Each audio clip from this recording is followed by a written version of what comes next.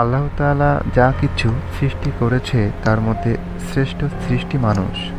অন্য সকল কিছু সৃষ্টি করেছে মানুষের সুবিধার জন্য, যাতে করে মানুষ শান্তিপূর্ণভাবে জীবনযাপন করতে পারে এবং আল্লাহর ইবাদত করতে পারে।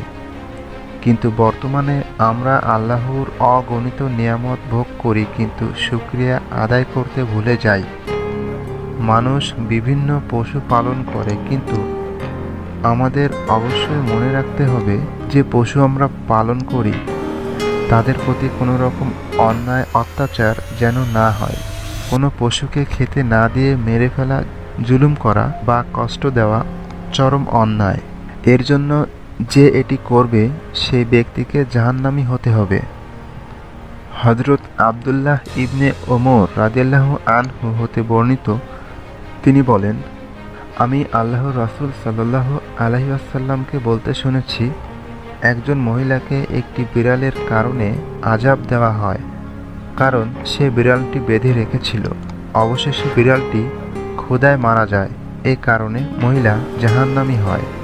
বর্ণনাকারী আরও বলেন, রাসূল সাল্লাল্লাহু আলাইহি ওয়াসাল্লাম বলেন, আল্লাহ ভালো জানেন, বাধা থাকাকালীন তুমি তাকে না খেতে দিয়েছিলে, এজন্য না তাকে কোনো কিছু পান করতে দিয়েছিলে এবং না তুমি তাকে ছেড়ে দিয়েছিলে।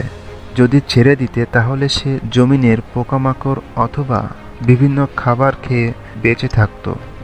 সুতরাং অন্যায় কাজের জন্য যেমন আযাবের সম্মুখীন হতে হবে, ঠিক তেমনি পশু পাখির ওপর যে অন্যায়ভাবে অত্যাচার করবে তাকেও আযাব ভোগ করতে হবে।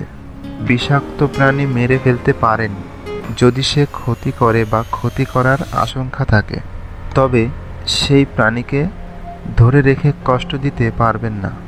হে আল্লাহ, আমাদের সঠিক জ্ঞান দান করুন। আমিন।